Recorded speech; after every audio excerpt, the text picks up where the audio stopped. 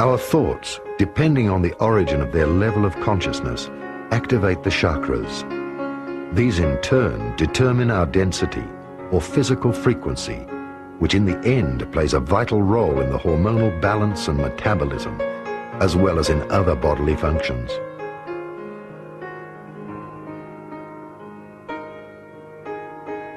The seven seals are the seven heavens of consciousness within us. The risen masters of earlier cultures were aware of the laws. Like man, the planetary structure has 7 bodies. These 7 bodies are also called the 7 zones of consciousness, or 7 dimensions. Within man, there are 7 physical chakras, or 7 doors of energy which attract spiritual energies from the inner cosmos. These doors of energy move together with the psyche and the entire human consciousness. Every opening within the human consciousness increases the speed of the chakras.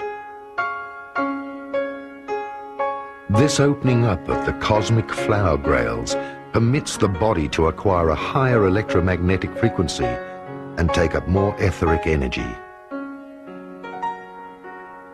Thus, the human body has 2 sources of energy supply: the combustion engine and the cosmic motor of resonance.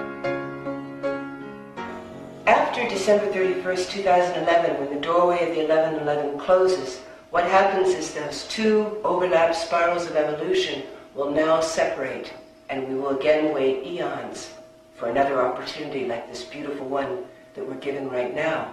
For those of us who did choose to live in oneness, we will find that we are now aligned with a greater central sun system.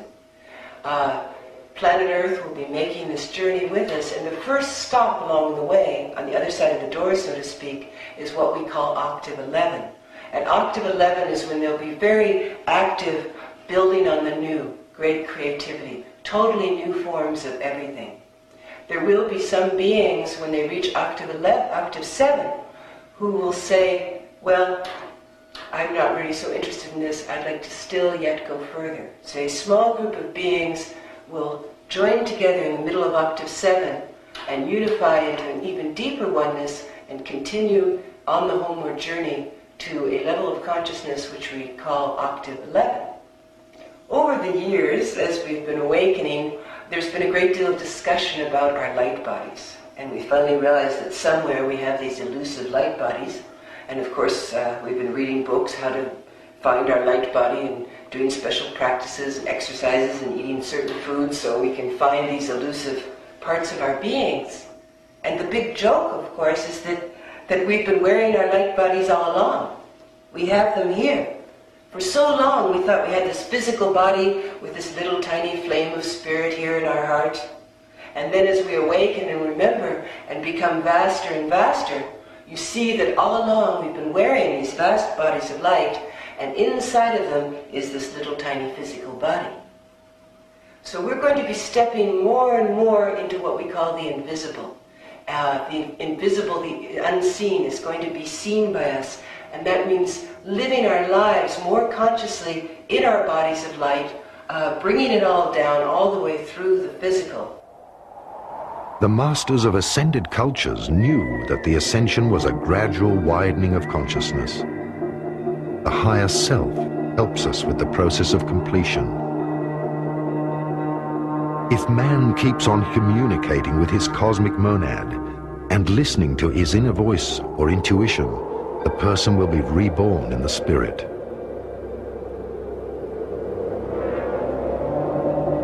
The higher understanding will open to him from the inner cosmos, and Buddhi, or Christ from within, also called the third eye. Then man develops into a superhuman.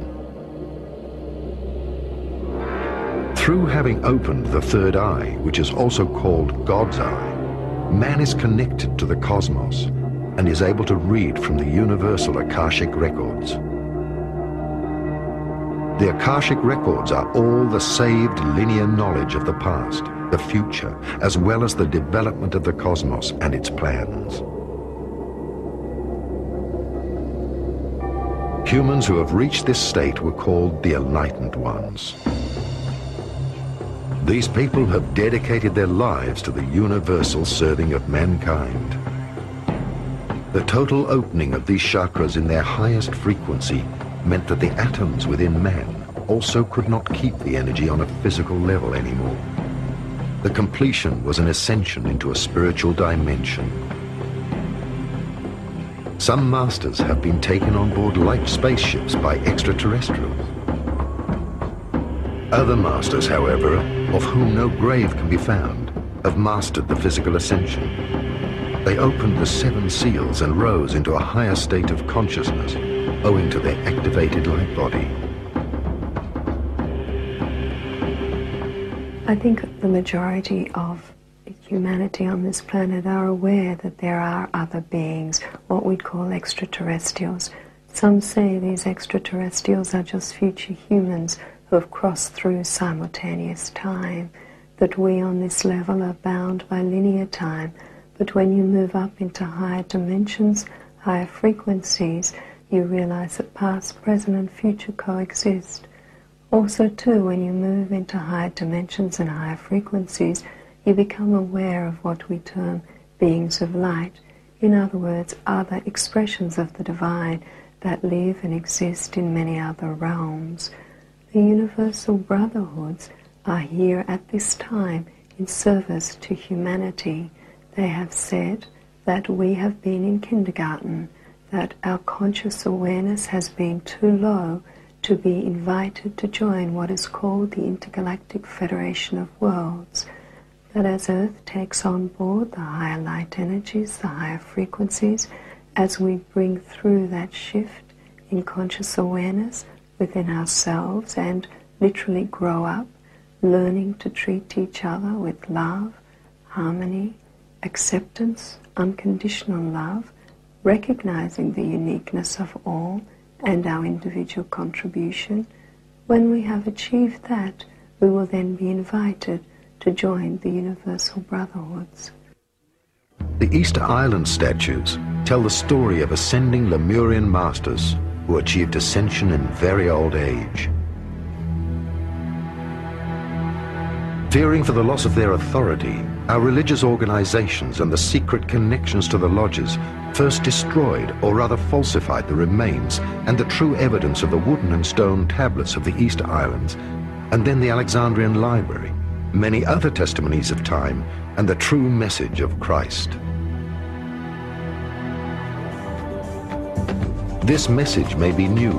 We are all Christ, sons and daughters of God, who have an immortal soul, and moreover, when we have reached completion, we become immortal with a universal body. The issue of androgyny is very important at this time upon the planet, simply because, as we can see, there is a need to balance the male and female energies to create complete balance and harmony. The energy that sustains us, that God essence, is androgynous, and we actually have, in fact, masculine and feminine expression of energy within us. A lot of people now are being guided to balance those energies within so that they are more whole, more complete in their expression, instead of just being particularly female or playing a role as society has dictated. In other words, there's nothing a woman can't do, there's nothing a man can't do. That we come from a point when we relate to each other of complete balance and wholeness. How does immortality function in the new millennia? Immortality can be looked at many different ways. Most people are familiar with the immortality of the soul.